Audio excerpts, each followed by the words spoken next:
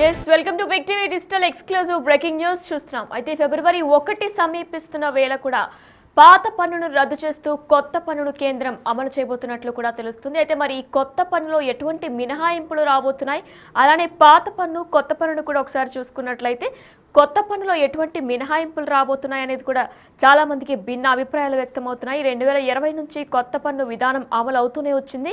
ఇప్పటికీ కూడా అమల్లోనే పాత పన్ను విధానం వస్తుంది. అయితే మరి పాత పన్ను విధానం ప్రకారం కూడా మినహాయింపులు, కొత్త పన్ను విధానంలో లేని తగ్గింపులు ఉన్నట్లు కూడా తెలుస్తుంది. మరి కొత్త పన్ను ఎలా ఉండబోతుంది, దీనివల్ల ఎవరికి ఎంత పాజిటివ్ ఉండబోతుంది అనేది కూడా పూర్తి డీటెయిల్స్ మా ప్రతినిధి శివ అందిస్తారు. ఎస్ శివ, అయితే ఫిబ్రవరి 1 సమీపిస్తున్న వేళ పాత పన్నుని పూర్తిగా రద్దు చేస్తూ కొత్త పన్నును కేంద్రం తీసుకురాబోతున్నట్లు కూడా తెలుస్తుంది. అప్డేట్స్ ఏంటి? త్వరలోనే కేంద్ర ప్రభుత్వం కీలక నిర్ణయం తీసుకునే అవకాశం కనిపిస్తుంది. ఈ నెల 31 నుండి జనవరి 31 నుంచి పార్లమెంటు బడ్జెట్ సమావేశాలు ప్రారంభం కాబోతుంది. 1వ తేదీన కేంద్ర ఆర్థిక మంత్రి నిర్మలా సీతారామన్ కొత్త బడ్జెట్ ప్రవేశపెట్టబోతున్నారు. ఈ లోపలే కొన్ని ఊహాగానాలు వ్యక్తమవుతున్నాయి. పన్ను రాయితీకి సంబంధించి ఏదైతే ఇన్కమ్ ట్యాక్స్ ఉందో ఇన్కమ్ ట్యాక్స్ సంబంధించి కొన్ని ఊహాగానాలు వ్యక్తమవుతున్నాయి. పాత ఏదైతే ఇన్కమ్ ట్యాక్స్ లో పాత పన్ను రద్దు విధానం రద్దు చేస్తారా, కొత్త విధానాన్ని తీసుకురావడం వల్ల ఎటువంటి మార్పులు చేర్పులు ఉంటాయనే అంశంపై కూడా కొన్ని ఊహాగానాలు అయితే వ్యక్తమవుతున్నాయి. గతంలో 2020లో కొత్త పన్ను విధానాన్ని కేంద్ర ప్రభుత్వం అమలులోకి తీసుకొచ్చింది. దాని తర్వాత మార్పులు చేర్పులు ఇప్పటివరకు చేయలేదు. ఈ నేపథ్యంలోనే అంటే ఇప్పటి వరకు కూడా దాని ప్రకారం 7 లక్షల వరకు ఉన్న వారికి సంవత్సరానికి వారు ఇన్కమ్ ట్యాక్స్ చెల్లించాల్సి ఉన్నట్టు కూడా కేంద్ర ప్రభుత్వం ఆదేశాలు జారీ చేసింది. కానీ ఇప్పుడు కొత్తగా వచ్చే పన్ను విధానం వల్ల దాదాపు 10 లక్షల వరకు కూడా ట్యాక్స్ పే చేయాల్సిన అవసరం లేదనే కొన్ని ఊహాగానాలు వ్యక్తమవుతుంది. దీనికి సంబంధించి ఈరోజు ఈ నెల 31న బడ్జెట్ సంబంధించిన పార్లమెంట్ బడ్జెట్ సమస్యలు ప్రారంభమవుతున్నాయి. కాబట్టి 1వ తేదీన కేంద్ర ఆర్థిక మంత్రి నిర్మలా సీతారామన్ బడ్జెట్ ప్రవేశపెట్టబోతున్నారు. ఈ బడ్జెట్ లో ఎటువంటి నిర్ణయాలు తీసుకుంటారు,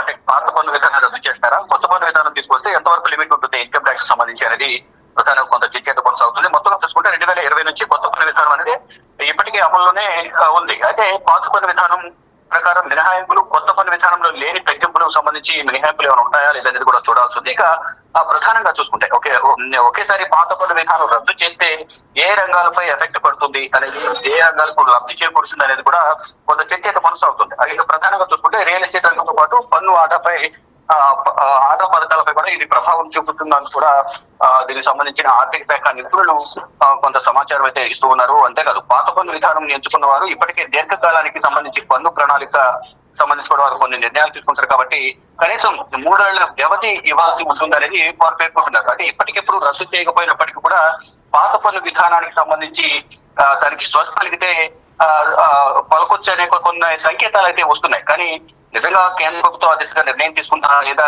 మాత్రం తెలియాలంటే మాత్రం మనం బడ్జెట్ ప్రవేశపెట్టబోయే ఫిబ్రవరి 1 వరకు వేచి చూడాల్సి ఉంటుంది. కానీ ఇప్పటికే కొన్ని ఊహాగానాలు వస్తున్నాయి. ఇటు ఆర్థిక రంగ నిపుణులు కానీ, వ్యాపార రంగానికి సంబంధించిన వ్యక్తుల నుంచి కానీ, ఇది సామాన్య జనం నుంచి కూడా కొంత చర్చ కొనసాగుతుంది. ఈ బడ్జెట్ ఎలా ఉండబోతుంది, ఈ పన్నులు చెల్లించే వారికి సంబంధించి ఎటువంటి నిర్ణయాలు తీసుకుంటుంది కేంద్ర ప్రభుత్వం దానికి మాత్రం కొంత కీలక చర్చ కొనసాగుతుంది. కేంద్ర ప్రభుత్వం ఎటువంటి నిర్ణయం తీసుకుంటుంది అనే దానికి మాత్రం అందరూ ఉత్కంఠగా ఎదురు చూస్తున్నారు. వినయనా, అయితే శివ, మరి కొత్త పన్ను కూడా రాబోతుంది. మరి ఇందులో నిపుణులు ఏం చెప్తున్నారంటే ఏ రంగం వారికి ఎక్కువగా లబ్ధి పొందే అవకాశం ఉన్నట్లు నిపుణులు దీని గురించి ఏమైనా మాట్లాడుతున్నారా? డీటెయిల్స్ ఏమైనా ఉన్నాయా? రెండు ముందు చెప్పినట్లుగా అయితే రియల్ ఎస్టేట్ రంగం కానీ, పన్ను ఆదాకు సంబంధించిన రంగాలు ఏవైతే ఉన్నాయో దానికి సంబంధించి కొంతమైన వెసులుబాటు కల్పించే అవకాశం ఉండొచ్చు.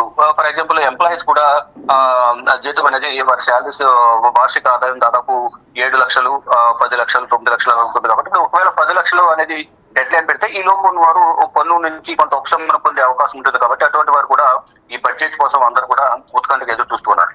వినయనా, రైట్, థ్యాంక్ యూ శివ.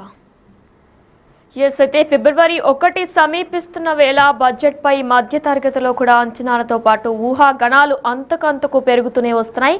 అయితే ఆర్థిక వ్యవస్థకు ఊతమిచ్చేందుకు పన్ను మినహాయింపులు కల్పిస్తారని, తద్వారా వేతన జీవులకు కూడా ఊరాట కల్పిస్తారనే అంచనాలు కూడా ఉన్నాయి. మరి అది స్లాబుల రూపంలోనా, స్టాండర్డ్ డిడక్షన్ రూపంలోనా అన్నవి ప్రస్తుతానికి ఊహాగణాలు మాత్రమే. కానీ ఇదే సమయంలో ఆదాయపు పన్నుకు సంబంధించి కొత్త ప్రచారం ఒకటి తెరపైకి వచ్చింది. ఈసారి బడ్జెట్లో పాత పన్ను విధానం రద్దుకు సంబంధించి కీలక ప్రకటన వెలువడే అవకాశం ఉందన్న ప్రచారం కూడా ఊపందుకుంది. అయితే మరి ఈ మేరకు ఆంగ్ల మీడియా కథనాలు వెలువడుతున్నాయి. దీంతో పాటు కూడా వ్యక్తిగత ఆదాయపు పన్నుకు సంబంధించి ప్రస్తుతం కొత్త పాత పన్ను విధానాలు అమలవుతాయనే ఊహాగణాలు కూడా వినిపిస్తున్నాయి. 2020 బడ్జెట్లో కొత్త పన్ను విధానాన్ని కేంద్రం ప్రవేశపెట్టింది. కొత్త విధానం తీసుకొచ్చినప్పటి నుంచి కూడా పాత పన్ను విధానంలో ప్రభుత్వం ఎలాంటి మార్పులు చేపట్టలేదు. స్లాబ్లు మార్పు, ప్రాథమిక పన్ను మినహాయింపు పరిమితి పెంపు, స్టాండర్డ్ డిటెక్షన్ పరిమితి పెంపు వంటి మార్పులన్నీ కూడా కొత్త పన్ను విధానంలోనే చేపట్టారు. కొత్త పన్ను విధానం వైపు ఎక్కువ మందిని ఆకర్షించడం దీని ముఖ్య ఉద్దేశమనే చెప్పుకోవాలి. దీన్ని బట్టి ప్రభుత్వ వైఖరి ఏంటనేది చూసేవారికి స్పష్టమవుతుంది. ఈ నేపథ్యంలోనే ఈసారి బడ్జెట్లో కొత్త పన్ను విధానంలో మార్పులు చేయడంతో పాటు పాత పన్ను విధానానికి స్వస్తి పలికే విషయంలో పైన కూడా ఏదో ఒక ప్రకటన ఉండొచ్చు అనే ఊహాగణాలు కూడా వినిపిస్తున్నాయి. అయితే పాత పన్ను విధానం తొలగింపు అంశంపై చార్టెడ్ అకౌంటెంట్లు, నిపుణుల్లోనూ కూడా భిన్న అభిప్రాయాలు వ్యక్తమవుతున్నాయి. వ్యక్తిగత ఆదాయపు పన్ను చెల్లింపుదారులు తమకేది సరైన విధానమో లెక్కించి ఎంచుకోవడం క్లిష్టతరమైన వ్యవహారం అని కూడా, కాబట్టి సులువుగా లెక్కించి ఫైల్ చేసేందుకు వీలున్న కొత్త పన్ను విధానమే కొనసాగించడం మేలని కూడా ట్యాక్స్ నిపుణుడు కూడా అభిప్రాయపడుతున్నారు. కొత్త పన్ను విధానాన్ని దాదాపు 70% మంది ఎంపిక చేసుకున్నారని, పెద్ద సంఖ్యలో ఉన్న వారిని కొత్త పన్ను విధానానికి మార్చాలంటే ఇంకొన్ని మార్పులు అవసరమని కూడా వారు అభిప్రాయపడ్డారు. అయితే ఓసారి పాత పన్ను విధానం రద్దు చేస్తే రియల్ ఎస్టేట్ రంగంతో పాటు పన్ను ఆదాయ పథకాలపై ప్రభావం పడుతుందని మరో నిపుణులు కూడా అభిప్రాయపడుతున్నారు. అయితే అంతేకాదు, పాత పన్ను విధానం ఎంచుకున్న వారు ఇప్పటికే దీర్ఘకాలానికి పన్ను ప్రణాళిక వేసుకొని ఉంటారని, కాబట్టి కనీసం 3 ఏళ్ల వ్యవధి ఇవ్వాల్సి ఉంటుందని కూడా పేర్కొంటున్నారు.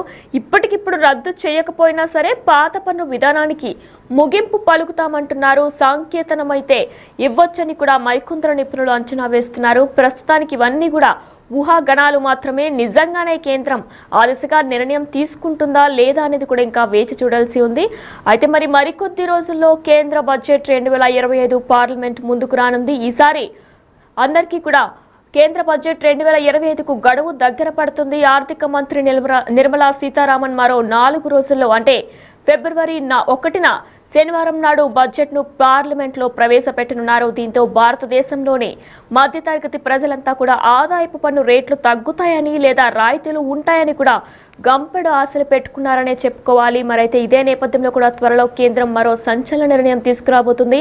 ఇన్కమ్ ట్యాక్స్ లో పాత పన్ను విధానాన్ని పూర్తిగా రద్దు చేస్తూ కూడా కొత్త పన్ను విధానాన్ని అమలు కాబోతున్నట్లు కూడా నిపుణులు చెబుతున్నారు. మరి ఇదే నేపథ్యంలో 2020 నుంచి కూడా కొత్త పన్ను విధానం అమలు వస్తుంది. అదే విధానం అమలు వస్తుంది. మరి ఇప్పటికే 2020 నుంచి ఏదైతే పన్ను విధానం వస్తుందో అదే పన్ను విధానం ఇప్పటికీ కూడా కొనసాగుతూనే ఉంది. ఈ నేపథ్యంలోనే కూడా పాత పన్ను విధానం ప్రకారం మినహాయింపులు జరుగుతాయా లేదా కొత్త పన్నులో ఎటువంటి మినహాయింపులు ఉంటాయని కూడా ఊహాగణాలు వస్తున్నాయి.